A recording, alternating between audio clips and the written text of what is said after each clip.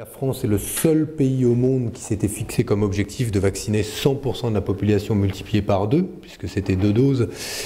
par personne, 90 millions de vaccins commandés, une option sur 30 millions supplémentaires. Le seul pays au monde, pour avoir, avec comme résultat à la fin, c'est que moins de 10% de la population a été vaccinée, quand d'autres pays, la Grande-Bretagne, l'Allemagne, les États-Unis, selon les recommandations des autorités scientifiques et médicales, s'étaient fixés, eux, comme objectif, la vaccination de 30% de la population. Pourquoi ? Parce que cet objectif apparaissait un objectif raisonnable, tant en termes d'organisation qu'en termes d'efficacité, pour mettre en place un bouclier sanitaire suffisamment fort. Nous nous retrouvons donc dans une situation où,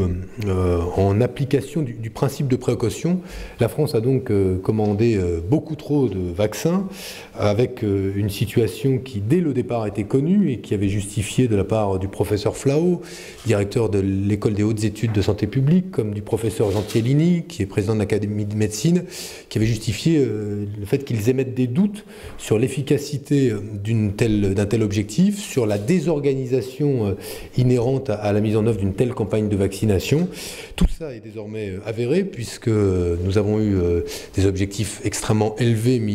proposés par le gouvernement, et au bout du compte, une campagne de santé publique qui a été très anxiogène et avec de faibles résultats en termes de résultats, puisque seulement moins de 10% de la population a été vaccinée. Alors, pour ce qui nous concerne, évidemment, nous ne remettons pas en cause le principe de précaution et la prudence nécessaire dans ce type d'affaires et de pandémie. Cela étant dit, je vous rappelle que le Parti socialiste, dès le départ, avait dit qu'il paraissait plus raisonnable d'avoir une campagne qui soit une campagne de vaccination qui ne concerne pas la totalité de la population et qui s'aligne en termes de moyens sur ce qui était fait dans les autres pays voisins ou de taille comparable, comme la Grande-Bretagne, les USA ou l'Allemagne, et qu'il apparaissait disproportionné de commander autant de vaccins pour que nous nous retrouvions dans cette situation assez curieuse où, après avoir commandé 90 millions de vaccins et les avoir en stock, nous nous retrouvons avec, je crois, 72 millions de doses à écouler et l'obligation de les revendre pour que le contribuable et les deniers publics, en tout cas les comptes publics, puissent être équilibrés. Je vous rappelle que cette campagne et l'achat non seulement de ces vaccins, mais la mise en place de cette campagne aura coûté près d'1,5 milliard d'euros. C'est extrêmement lourd pour le contribuable, et c'est ce qui justifie que le Parti socialiste et le groupe socialiste réitèrent leur demande d'une mission parlementaire pour qu'on en sache qui a pris les décisions, comment les décisions ont été prises et qu'on en tire des leçons pour l'avenir, de façon à ce que nous ne nous retrouvions pas devant une situation de surplus comme c'est le cas aujourd'hui, avec probablement un coût pour le contribuable qui va être un coût extrêmement important. Il est fort probable que le gouvernement se soit laissé en application du principe de précaution et avec une volonté d'ouvrir si grand le parapluie, se soit trouvé victime, ou en tout cas victime consentante, d'une forme de pression des labos pharmaceutiques qui restent aujourd'hui des acteurs qui sont des acteurs importants et probablement ayant une responsabilité importante dans cette décision qui singularise la France dans le monde d'avoir choisi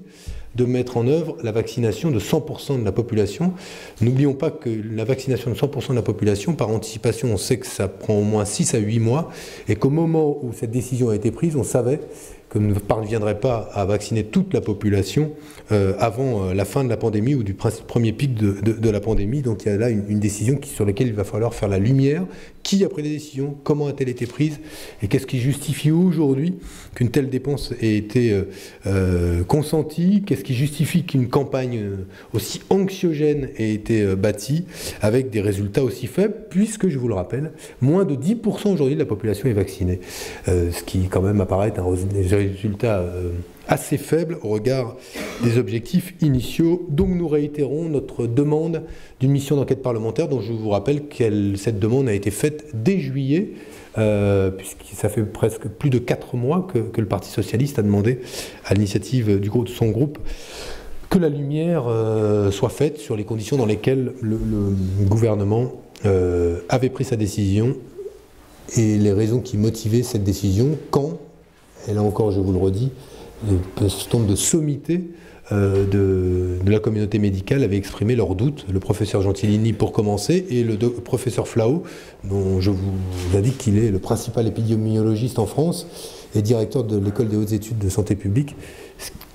ce qui fait de lui une des principales autorités en la matière.